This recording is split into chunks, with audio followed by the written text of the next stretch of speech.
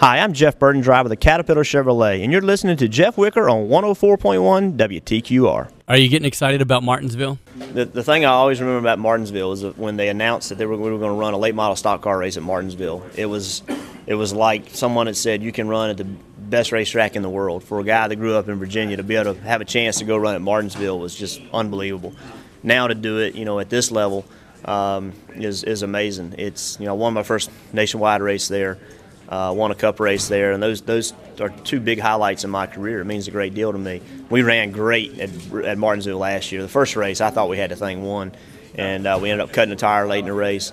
And then the second race, we ran really well, led a bunch of laps, and ended up fading toward the end. But it's a track I really like. It's one of the hardest tracks we go to every year because it's physically demanding, it's emotionally demanding, but it's to me it means a great deal because that is my hometown track.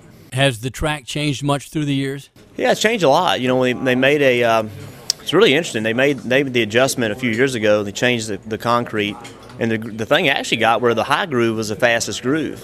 And I don't know where that went. I don't know why that changed, but now it's back to the bottom, and I think that's a good thing.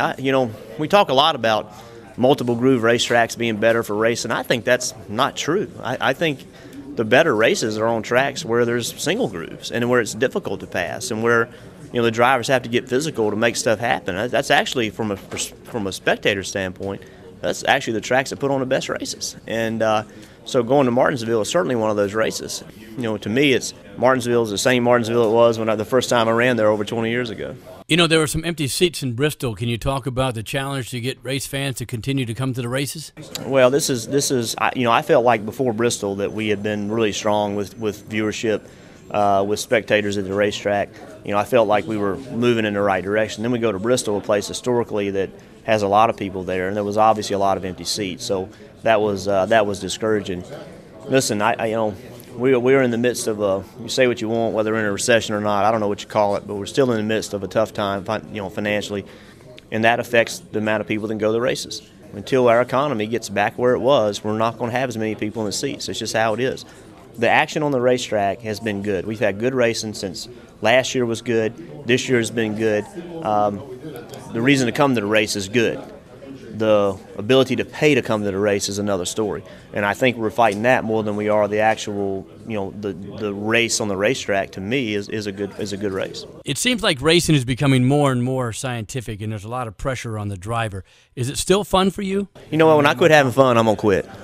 Honestly, I will say this: points take a lot of fun out of racing. It always has.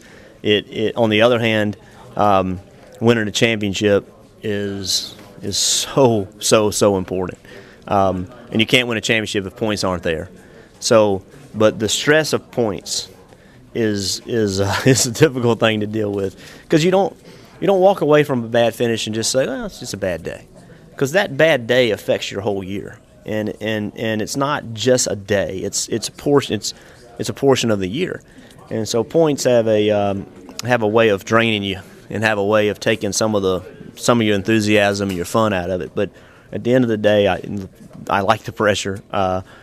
I've said this before. People ask me all the time, well, you're fifth in points and you have a chance to win a championship. How's the pressure? And I'm like, man, being 29th in points is pressure, and that's where we are. We got a hole to dig out of. That's a way worse position to be in than being fifth in points trying to win it. The good thing is I've been in both of them. It's clear to me that I firmly believe that we'll dig ourselves out of this hole. I know it's a challenge. I know we got difficulties ahead of us, but I firmly believe we'll dig ourselves out.